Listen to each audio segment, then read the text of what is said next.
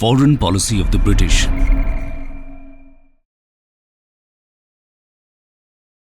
Welcome to study IQ। मेरा नाम है आदेश सिंह। दोस्तों, इंडिया पर रूल करते समय पड़ोसी देश जैसे कि नेपाल, भूटान, अफगानिस्तान, बर्मा एटसेट्रा के साथ भी ब्रिटिशर्स का कांटेक्ट होता है। वो कैसे इनके साथ अपने रिश्ते निभाते हैं, यानी कि ब्रिटिशर्स की फॉरेन पॉलिसी क्या कहती है, इसको भी हम आज डिस्कस करने वाले हैं। आइए सबसे पहले भूटान के साथ ब्रिटिश रिलेशंस की बात करते हैं। Anglo भूटानीज relations. 19th सेंचुरी के दौरान ब्रिटिशर्स द्वारा बहुत से डिप्लोमेटिक मिशंस भूटान भेजे जाते हैं। इनका ऑफिशियली तो यही कारण बताया जाता है कि भूटान क्रॉस बॉर्डर रेड कर रहा है या फिर डिसिडेंट्स को शेल्टर दे रहा है, लेकिन असली वजह तो ब्रिटिशर्स के इंपीरियलिस्ट एम्बिशंस थे। भूटान इंडो टिबेटन ट्रेड के लिए तो वाइटल था ही, इसके अलावा टी प्लांटेशन के लिए द्वार रीजन की कमर्शियल वायबिलिटी भी सभी जानते थे। सबसे इंपॉर्टेंट पीस मिशन 1863-64 में वाइसरॉय लॉर्ड एल्जिन द्वारा भेजा जाता है। इसे एशली ईडन के नेतृत्व में भेजा गया था, लेकिन भूटानीज इनके ऑफर को रिजेक्ट कर देते हैं। ईडन ये भी क्लेम करते हैं कि भूटान में उन्हें मिसट्रीट किया गया, जिसके बाद नवंबर 1864 में ब्रिटिश भूटान के अगेंस्ट वॉर डिक्लेयर कर देते हैं।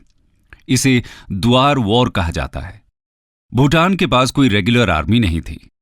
फोर्स मौजूद थी, वो matchlocks, bow and arrows, swords, knives जैसे वेपन्स के साथ वेल इक्विप्ड ब्रिटिश आर्मी का सामना करती है।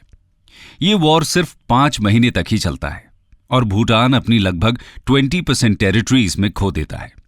इसके साथ ही पिछले बॉर्डर क्लैशेस में ऑक्यूपाई की हुई इंडियन टेरिटरीज को भी सरेंडर करता है। इसके बाद 11 नवंबर 1865 को ट्रीटी ऑफ सिंचुला साइन की जाती है, जिसके अनुसार भूटान असम दुआर्स और बंगाल दुआर्स की टेरिटरीज ब्रिटिशर्स को दे देता है। यही सरेंडर किए हुए डिस्ट्रिक्ट्स ब्रिटिशर्स द्वारा टी गार्डन्स के रूप में डिवेलप किए जाते हैं। इसके अलावा साउथ ईस्टर्न भूटान में दीवानगिरी की 83 स्क्वायर किलोमीटर की टेरिटरी भी ब्रिटिशर्स की हो जाती है, जिसके बदले में भूटान को 50,000 रुपीज की एनुअल सब्सिडी देने का प्रॉमिस किया जाता है। ट्रीटी ऑफ सिंचुला 1910 तक ऐसे ही बनी रहती है।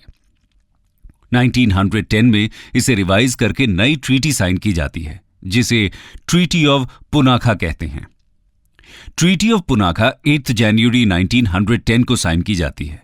इसमें ब्रिटेन भूटान को इंडिपेंडेंस की गारंटी देता है, साथ ही भूटानीज रॉयल गवर्नमेंट को दिए जाने वाला स्टाइपेंड भी बढ़ा देता है और बदले में भूटानीज फॉरेन रिलेशंस ब्रिटिश इंडिया के कंट्रोल में आ जाते हैं। 1947 तक ट्रीटी ऑफ पुनाखा ही भूटान के साथ ब्रिटिश इंडिया के रिलेशंस को गाइड करती है। भूटान के बाद अब दूसरे माउंटेनस नेबर्स यानी कि नेपाल की बात करते हैं। Anglo Nepalese relations. दोस्तों, 1768 में गोरखाज ने नेपाल पर अपना कंट्रोल एस्टैब्लिश कर लिया था। इसके बाद वो अपनी डोमिनियन को माउंटेन्स के आगे एक्सपैंड करना शुरू करते हैं। नॉर्थ में तो चाइनीज इन्हें एक्सपेंशन करने नहीं देते, इसलिए ये बंगाल और अवध की तरफ पुश करते हैं। दूसरी तरफ 1801 में east India company Gorakhpur district को ऑक्यूपाई कर लेती है, जिसके बाद उनका फ्रंटियर गोरखाज की टेरिटरी के डायरेक्ट टच में आ जाता है और दोनों के बीच कॉन्फ्लिक्ट शुरू होता है, जब गोरखाज बुटवाल और शिवराज डिस्ट्रिक्ट्स पर कब्जा कर लेते हैं। उस समय तो ब्रिटिशर्स बिना किसी ओपन कॉन्फ्लिक्ट के इन डिस्ट्रिक्ट्स को रीऑक्यूपाई कर लेते हैं, लेकिन मई 1814 में गोरखाज एक बार फिर से बुटवाल के 3 पुलिस स्टेशंस पर अटैक कर देते हैं। गवर्नर जनरल लॉर्ड हेस्टिंग्स इसे एक चैलेंज की तरह लेते हैं और गोरखाज के अगेंस्ट ऑफेंसिव लॉन्च करने का डिसीजन लेते हैं। 12,000 की गोरखा आर्मी के अगेंस्ट हेस्टिंग्स 34,000 सोल्जर्स की बड़ी आर्मी तैयार करते हैं, लेकिन 1814-15 का ये कैंपेन बुरी तरह फेल हो जाता है। इसके बाद भी ब्रिटिशर्स हार नहीं मानते और फिर से कोशिश करते हैं। 1815 में वो कुमाऊं हिल्स में अल्मोड़ा को कैप्चर करने में कामयाब होते हैं और मई 1815 में अमर सिंह थापा से मालाओं का फोर्ट भी जीत लिया जाता है। मालाओं के फॉल के बाद गोरखाज नेगोशिएशंस करने के लिए तैयार हो जाते हैं, लेकिन हेस्टिंग्स की डिमांड्स उनका एटीट्यूड चेंज कर देती है और एक बार फिर से दोनों के बीच हॉस्टिलिटीज शुरू हो जाती हैं। फरवरी 1816 में नेपोलीज को मकवानपुर में बुरी तरह हरा दिया जाता है। इसके बाद गुरखाज समझ जाते हैं कि उनके लिए अब ब्रिटिश को और रेजिस्ट करना पॉसिबल नहीं है और इसीलिए मार्च 1816 में वो ट्रीटी ऑफ सगौली को एक्सेप्ट कर लेते हैं। ट्रीटी के अकॉर्डिंग गुरखाज गढ़वाल और कुमाऊं डिस्ट्रिक्ट्स कंपनी को सरेंडर कर देते हैं। इसके साथ ही दोनों के बीच तराई बाउंड्री को पिलर्स के थ्रू मार्क कर दिया जाता है। गुरखाज काठमांडू में ब्रिटिश रेजिडेंट रखने के लिए भी मान जाते हैं और इसके साथ ही सिक्किम से परमानेंटली विड्रॉ करने के लिए तैयार हो जाते हैं। ब्रिटिशर्स को हिल स्टेशंस और समर कैपिटल्स के लिए साइट भी मिल जाती है, जैसे कि शिमला, मसूरी, रानीखेत एटसेट्रा।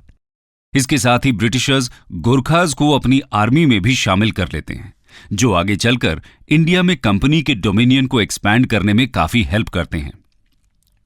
आइए अब बर्मा यानी कि प्रेजेंट डे म्यांमार के साथ ब्रिटिशर्स के रिलेशंस को डिस्कस करते हैं। Anglo Burmese relations. 19th century की शुरुआत में बर्मा एक फ्री कंट्री हुआ करता था और वेस्ट की तरफ अपनी टेरिटरी एक्सपैंड करना चाहता था, लेकिन इंडिया में ब्रिटिशर्स का रूल था और वो बर्मा पर अपना कंट्रोल इस्टेब्लिश करना चाहते थे। इसके पीछे बहुत से कारण थे। सबसे पहले तो बर्मा के फॉरेस्ट रिसोर्सेज में ब्रिटिशर्स का इंटरेस्ट था। उसके अलावा बर्मा ब्रिटिश मैन्युफैक्चरर्स के लिए मार्केट भी प्रोवाइड कर सकता था। इसके साथ ही ब्रिटिशर्स बर्मा और बाकी के साउथ ईस्ट एशिया में फ्रेंच एम्बिशंस को नियंत्रित भी करना चाहते थे। इसकी वजह से 3 एंग्लो बर्मीज वॉर होती हैं और 1885 में बर्मा को ब्रिटिश इंडिया में एनेक्स कर लिया जाता है। आइए एक एक करके तीनों वॉर्स के बारे में जानते हैं। First Burma war 1824-26। 19th century की शुरुआत में बर्मीज वेस्टवर्ड यानी कि इंडिया की तरफ एक्सपेंशन करने की कोशिश करते हैं, जिसमें वो अराकान और मणिपुर को ऑक्यूपाई कर लेते हैं। साथ ही असम और ब्रह्मपुत्र वैली को भी लगातार थ्रेटन करते हैं। इसकी वजह से ब्रिटिशर्स के साथ इनका लगातार गतिरोध बना रहता है। और फिर सितंबर 1823 में बर्मा चिटागोंग के पास लोकेटेड शालपुरी आइलैंड पर कब्जा कर लेता है। इस आइलैंड को ईस्ट इंडिया कंपनी अपनी टेरिटरी समझती थी। इसके बाद से ही दोनों के बीच बैटल्स का सिलसिला शुरू हो जाता है। शुरुआत में ये बैटल्स अराकान और मणिपुर के रीजन्स में होते हैं, जहां बर्मीज फोर्सेस ब्रिटिशर्स पर भारी पड़ती हैं, क्योंकि उन्हें यहां के जंगल्स में फाइट करने का काफी एक्सपीरियंस था। इसलिए ब्रिटिशर्स इस फाइट को बर्मीज मेनलैंड पर ले जाते हैं। 11 मई 1824 को अचानक से ब्रिटिश नेवल फोर्स यांगोन यानी कि रंगून हार्बर में एंटर करती है और बर्मीज को सरप्राइज देती है। इसके बाद लगभग 2 साल तक दोनों के बीच इंटेंस बैटल्स होते हैं। फाइनली दिसंबर 1825 में बर्मीज ब्रिटिशर्स के साथ ट्रूस करने के लिए तैयार हो जाते हैं। नेगोशिएशंस शुरू होती हैं और फरवरी 1826 में ट्रीटी ऑफ यांडाबो के जरिए दोनों के बीच शांति स्थापित होती है।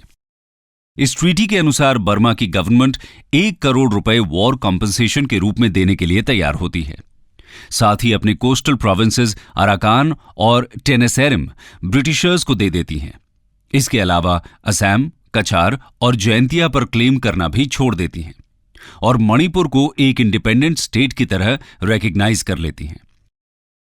इसके अलावा ब्रिटिशर्स के साथ कमर्शियल ट्रीटी करने के लिए भी बर्मा तैयार हो जाता है और कैपिटल आवा में ब्रिटिश रेजिडेंट को एक्सेप्ट करती है। साथ ही कैलकाटा में बर्मीज ऑनवॉय भी पोस्ट किया जाता है। इस वॉर ने ब्रिटिश इंडिया के फाइनेंसेस को पूरी तरह बर्बाद कर दिया था। लगभग 13 मिलियन पाउंड स्टर्लिंग इस वॉर पर खर्च हुए थे और करीब 15,000 सोल्जर्स की इस पूरे कैंपेन के दौरान डेथ हो गई थी, जिसमें मेजॉरिटी इंडियन ट्रूप्स की ही थी। इस तरह ब्रिटिशर्स के इंपीरियलिस्ट एम्स को पूरा करने के लिए इंडियन रेवेन्यू और ह्यूमन रिसोर्सेज को एक्सप्लॉइट किया गया था। इसके बाद 1852 में एक और एंग्लो बर्मा वॉर होती है, सेकेंड बर्मा वॉर 1852। बर्मा के साथ ब्रिटिशर्स का सेकेंड वॉर कमर्शियल नीड और लॉर्ड डलहौजी की इंपीरियलिस्ट पॉलिसी की वजह से होता है। ब्रिटिश मर्चेंट्स अपर बर्मा के टिम्बर रिसोर्सेज चाहते थे, साथ ही बर्मीज मार्केट में और ज्यादा पेनिट्रेट करना चाहते थे। 1852 में Lord Dalhousie treaty of Yandabo से रिलेटेड कुछ माइनर इश्यूज को रिजॉल्व करने के बहाने कॉमोडोर जॉर्ज लैम्बर्ट को बर्मा भेजते हैं।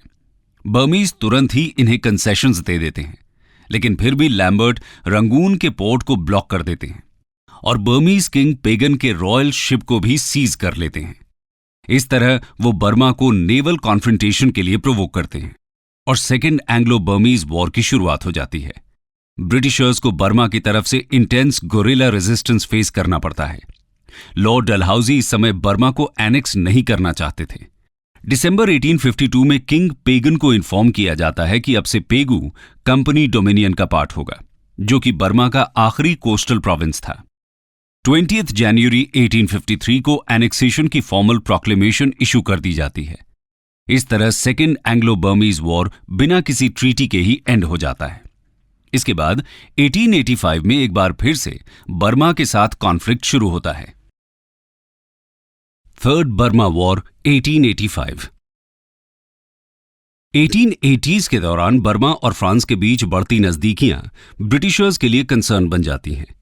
1885 में फ्रेंच कॉन्सल एम हास बर्मीज गवर्नमेंट के साथ नेगोशिएट करने के लिए मैंडेले आते हैं और बर्मा में एक फ्रेंच बैंक और मैंडेले से ब्रिटिश बर्मा के नॉर्दर्न बॉर्डर तक रेल लिंक के कंस्ट्रक्शन की बात करते हैं। ब्रिटिशर्स यहां अपनी डिप्लोमेटिक पावर्स का यूज करते हैं और फ्रेंच गवर्नमेंट को बर्मा से हास को रिकॉल करने के लिए कन्विंस कर लेते हैं। इस बार तो फ्रेंच बर्मा से वापस चले जाते हैं, लेकिन इस तरह के इवेंट्स ब्रिटिशर्स को बर्मा के अगेंस्ट एक्शन लेने के लिए कन्विंस कर देते हैं। अब उन्हें बस एक मौके की तलाश थी, जो जल्द ही उन्हें मिल जाता है। बर्मा में काम कर रही एक British timber company Bombay Burma trading corporation पर बर्मीज कोर्ट फाइन लगा देती है, क्योंकि इन्होंने बर्मीज टीक के एक्सट्रैक्शन को अंडर रिपोर्ट किया था और अपने एम्प्लॉयज को भी पे नहीं किया था। बर्मीज ऑफिशियल्स कंपनी के टिम्बर को सीज कर लेते हैं, लेकिन कंपनी और ब्रिटिश गवर्नमेंट क्लेम करती है कि ये चार्जेस गलत हैं और बर्मीज कोर्ट्स करप्ट हैं। ब्रिटिशर्स बर्मीज गवर्नमेंट से डिमांड करते हैं कि इस डिस्प्यूट को सेटल करने के लिए वो ब्रिटिश अपॉइंटेड आर्बिट्रेटर को एक्सेप्ट कर ले, और जब बर्मीज ऐसा करने से मना कर देते हैं, तब 12 अक्टूबर 1885 को ब्रिटिश गवर्नमेंट एक अल्टीमेटम इशू करती है, जिसमें कहा जाता है कि बर्मीज मैंडेले में एक नया ब्रिटिश रेजिडेंट एक्सेप्ट करें और उसके अराइवल तक कंपनी पर लगा कोई भी लीगल एक्शन या फाइन सस्पेंड किया जाए। साथ ही बर्मा अपने फॉरेन रिलेशंस ब्रिटिश कंट्रोल में दे दे। इसके अलावा नॉर्दर्न बर्मा और चाइना के बीच ट्रेड के विकास के लिए ब्रिटिशर्स को कमर्शियल फैसिलिटीज भी प्रोवाइड करें।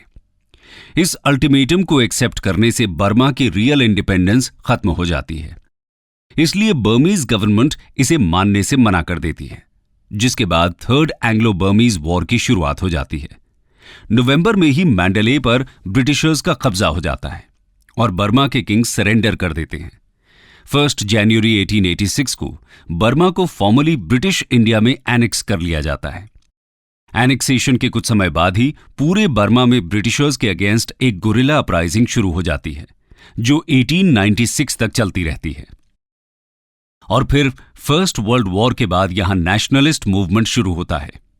बर्मा के नेशनलिस्ट इंडियन नेशनल कांग्रेस के साथ हाथ मिला लेते हैं। इस लिंक को कमजोर करने के लिए 1935 में बर्मा को इंडिया से सेपरेट कर दिया जाता है।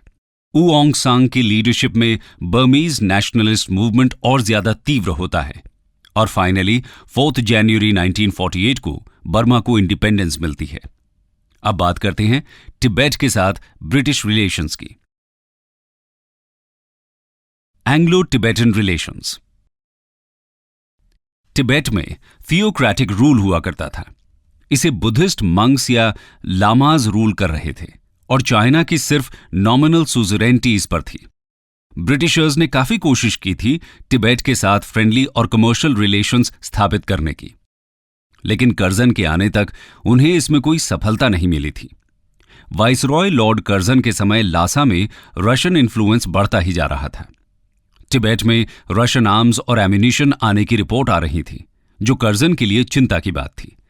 इसलिए वो कर्नल यंग हस्बैंड के नेतृत्व में एक गोरखा कंटिंजेंट को तिब्बत के साथ अग्रीमेंट करने के लिए भेज देते हैं।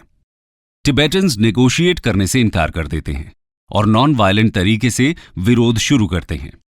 यंग हस्बैंड अगस्त 1904 में लासा पहुंच जाते हैं।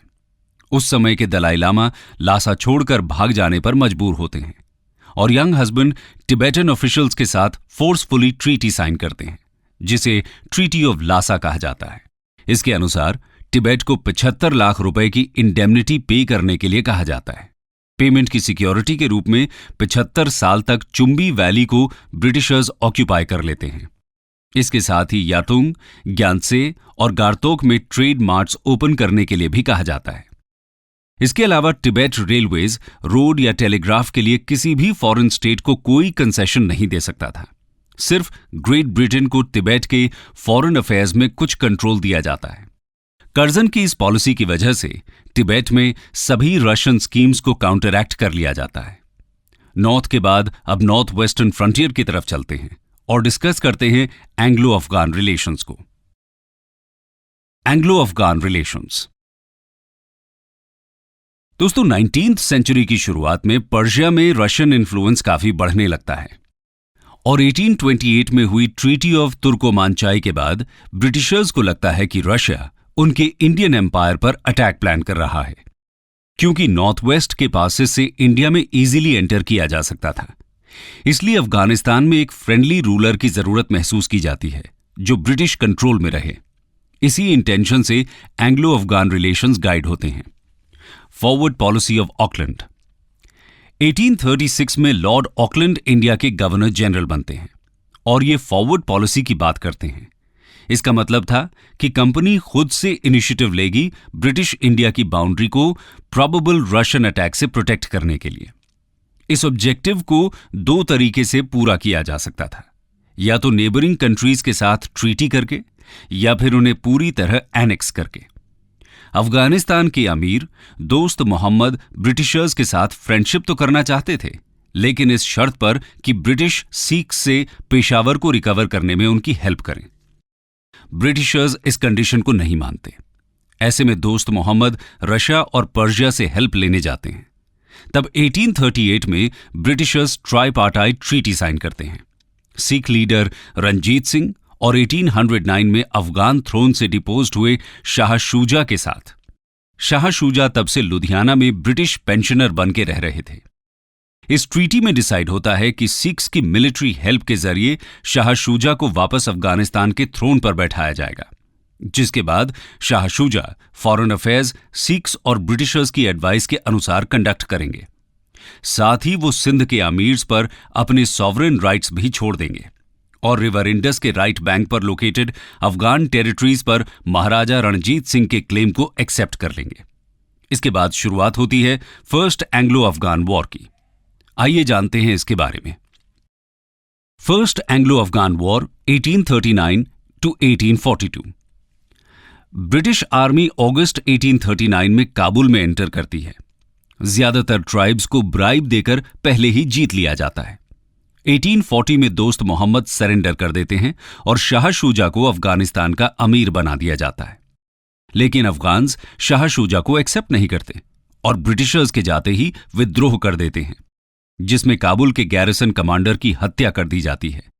1841 में ब्रिटिशर्स को अफगान चीफ्स के साथ ट्रीटी साइन करनी पड़ती है, जिसमें ये अफगानिस्तान को इवैक्यूएट करने के लिए तैयार होते हैं और दोस्त मोहम्मद को रिस्टोर भी करते हैं। फर्स्ट अफगान वॉर में इंडिया के 1.5 करोड़ रुपए खर्च हो जाते हैं और लगभग 20,000 लोग इसमें मारे जाते हैं। John Lawrence and the policy of masterly inactivity. First Afghan war के डिजास्टर के बाद John Lawrence masterly inactivity policy को फॉलो करते हैं। 1863 में दोस्त मोहम्मद की डेथ के बाद भी वॉर ऑफ सक्सेशन में कोई इंटरफेरेंस नहीं किया जाता। लॉरेंस की पॉलिसी 2 कंडीशंस पर आधारित थी। पहला, फ्रंटियर पर पीस डिस्टर्ब न हो, और दूसरा, सिविल वॉर में कोई भी कैंडिडेट फॉरेन हेल्प ना मांगे। इसके बाद शेर अली खुद को अफगानिस्तान के थ्रोन पर काबिज करते हैं, तो लॉरेंस उनके साथ फ्रेंडशिप कल्टीवेट करने की कोशिश करते हैं।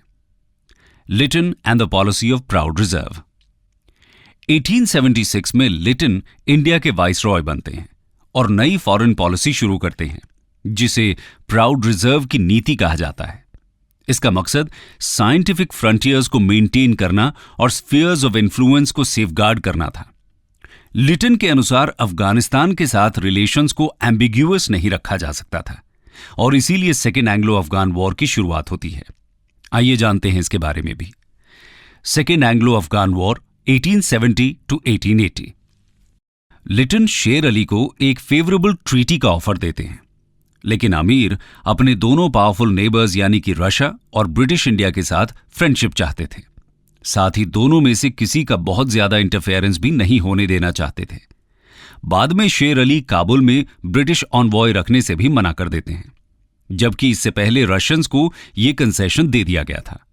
इस बात से लिटन बहुत गुस्सा होते हैं और जब रशियंस अपना ऑनवॉय काबुल से विड्रॉ कर लेते हैं, तब लिटन अफगानिस्तान को इन्वेड करने का फैसला करते हैं। इन्वेजन की स्थिति में शेर अली भाग जाते हैं और ब्रिटिशर्स मई 1879 में शेर अली के एल्डेस्ट सन याकूब खान के साथ ट्रीटी ऑफ गंदमक साइन करते हैं। इसमें डिसाइड होता है कि आमिर अपनी foreign policy government of India यानी ब्रिटिशर्स की एडवाइस के अनुसार कंडक्ट करेंगे। काबुल में परमानेंट ब्रिटिश रेजिडेंट तैनात किया जाएगा। British India government foreign aggression के अगेंस्ट आमिर को पूरा सपोर्ट देगी और एनुअल सब्सिडी भी देगी, लेकिन जल्द ही पॉपुलर प्रेशर्स के कारण याकूब को भी थ्रोन छोड़ना पड़ता है और ब्रिटिशर्स को काबुल और कांधार रिकैप्चर करने पड़ते हैं। अब्दुल रहमान नए अमीर बनते हैं। लिटन अफगानिस्तान को तोड़ने का प्लान बनाते हैं, लेकिन इसे इंप्लीमेंट नहीं कर पाते और नेक्स्ट वाइसरॉय लॉर्ड रिपन इस प्लान को फॉलो नहीं करते, बल्कि अफगानिस्तान को एक बफर स्टेट की तरह ट्रीट करने की पॉलिसी अपनाते हैं। रशियन रेवोल्यूशन और फर्स्ट वर्ल्ड वॉर के बाद अफगान्स फुल इंडिपेंडेंस की डिमांड करते हैं। 1909 में अब्दुल रहमान के सक्सेसर बने हबीबुल्लाह की 1919 में हत्या कर दी जाती है और नए रूलर अमानुल्लाह ब्रिटिशर्स के अगेंस्ट ओपन वॉर डिक्लेयर कर देते हैं। 1921 में ब्रिटिशर्स हार मान लेते हैं और अफगानिस्तान फॉरेन अफेयर्स में अपनी इंडिपेंडेंस रिकवर कर लेता है। कंक्लूजन। दोस्तों, इस तरह ब्रिटिशर्स की फॉरेन पॉलिसी उनके इंपीरियलिस्ट एम्बिशन से गाइडेड थी। एक तो वो किसी भी राइवल पावर जैसे कि रशिया या फ्रांस से अपने इंडियन एम्पायर को प्रोटेक्ट करना चाहते थे और दूसरा अपने मार्केट को भी एक्सपैंड करना चाहते थे। इन्हीं दोनों मोटिव्स के साथ वो फॉरेन पॉलिसी को कंडक्ट करते हैं। लेकिन यहां समस्या ये थी कि अपने एम्बिशंस को पूरा करने के लिए ये इंडियन रेवेन्यू और मैन पावर का यूज करते हैं। फिर चाहे अफगानिस्तान के साथ वॉर हो या फिर बर्मा के साथ इनका कॉन्फ्लिक्ट, इंडियन सोल्जर्स ही इनके लिए फाइट करते हैं और लाखों रुपए इन वॉर्स पर खर्च कर दिए जाते हैं।